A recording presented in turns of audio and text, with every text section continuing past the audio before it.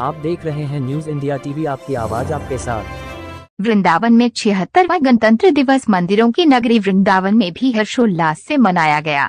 राष्ट्रीय पर्व के मौके पर नगर निगम के वृंदावन जोन कार्यालय पर ध्वजारोहण अपर नगर आयुक्त सीपी पाठक एवं महापौर विनोद अग्रवाल द्वारा किया गया। साथ ही उन्होंने गांधी पार्क में राष्ट्रपिता महात्मा गांधी की प्रतिमा पर माल्यार्पण एवं पुष्पार्चन कर उनका भावपूर्ण स्मरण किया। वहीं उचारीमल सोमानी नगर निगम इंटर कॉलेज के एनसीसी कैडेट्स ने राष्ट्रीय ध्वज को सलामी दी और नगर निगम बालिका इंटर कॉलेज की छात्राओं समेत सभी उपस्थित अजनों ने राष्ट्रगान का गायन किया। वहीं राष्ट्रीय पर्व गणतंत्र दिवस के अवसर पर कांग्रेस कमेटी द्वारा नगर में प्रभात फेरी निकाली गई। आजाद मैदान गोविंद देव मंदिर फर्श से बैंडबाजों के मध्य शुरू हुई प्रभात फेरी में शामिल कार्यकर्ताओं ने राष्ट्रीय ध्वज के साथ भारत माता व वीर शहीदों का जय घोष करते हुए नगर भ्रमण किया।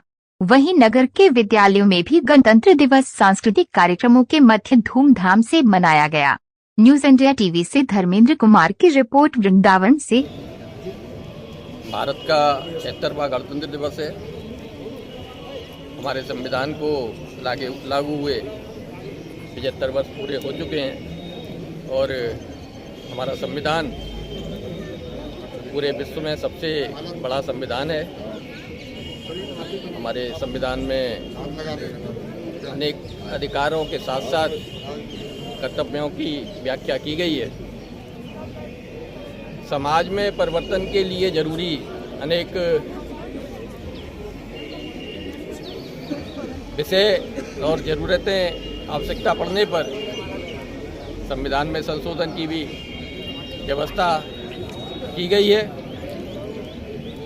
समाज के सभी लोगों के उत्थान के लिए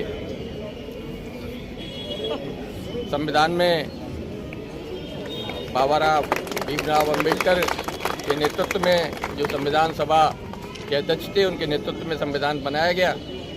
उसके अंतर्गत सभी वर्गों को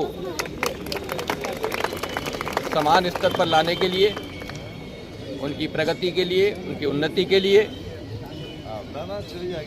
समाज के और देश के किसी व्यक्ति को कोई अभाव ना रहे, इसके लिए अनेक प्रकार की व्यवस्थाएं की गई हैं।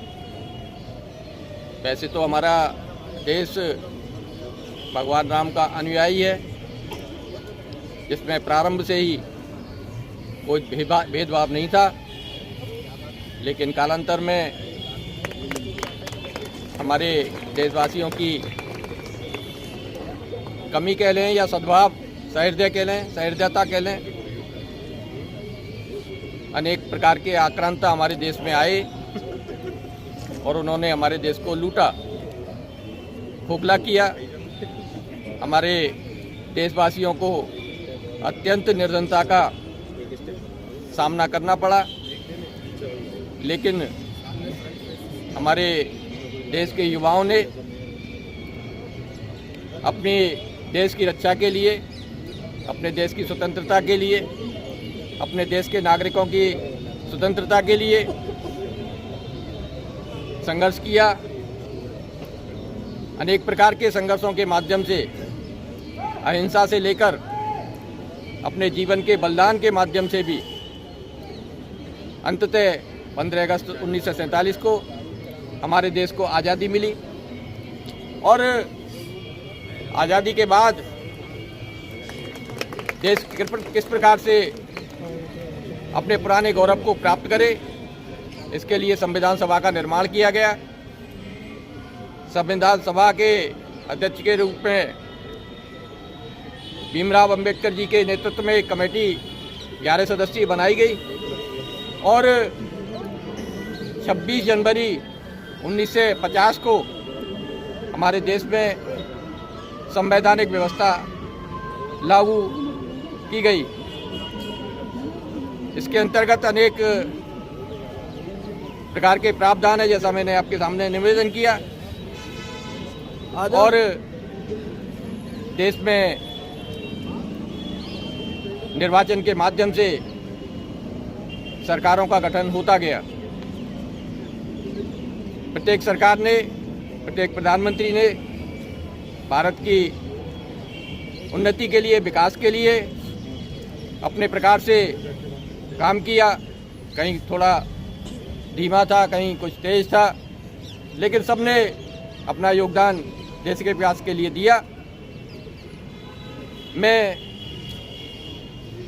विश्वास के साथ और गर्व के साथ कह सकता हूं कि 2014 भारत की आज़ादी में एक मील का पत्थर के रूप में अभी तक साबित हुआ है, जब देश ने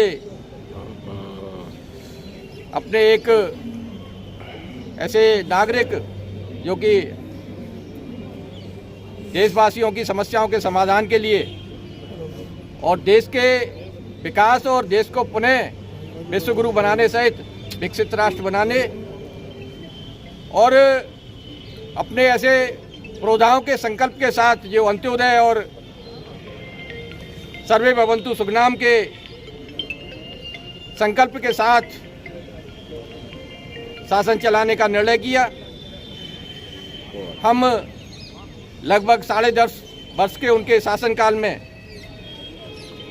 ये महसूस करते हैं देशवासी कि आज देश जिस तेज गति से आगे बढ़ रहा है और अपने देश के प्रधानमंत्री जिनका संकल्प है कि हम अपने युवाओं की शक्ति के माध्यम से, अपने युवाओं के योग्यता के माध्यम से 2047 जब हमारी देश की आज़ादी के 100 वर्ष पूरे होंगे, उस समय हम अपनी पुरानी स्थिति को, जब भारत विश्वगुरु हुआ करता था, विश्व की सबसे बड़ी अर्थव्यवस्था हुआ करता था, उस स्थिति को पुनः प्राप्त कर लेंगे। ऐसे उनके विश्वास के साथ, उनके परिश्रम के साथ हम सभी देशवासी, विशेषकर युवाओं के योगदान के साथ हम आगे बढ़ रहे हैं। और राम राज्य की परिकल्पना जिसमें त्याग प्रथम होता था, लेना नहीं बल्कि देना हमारी प्रवृत्ति होनी चाहिए, उस प्रवृत्ति के साथ हम आगे बढ़ रहे हैं। हम कानून व्यवस्था का पूरी तरह। आप देख रहे हैं न्यूज़ इंडिया टीवी, आपकी आवाज़ आपके साथ।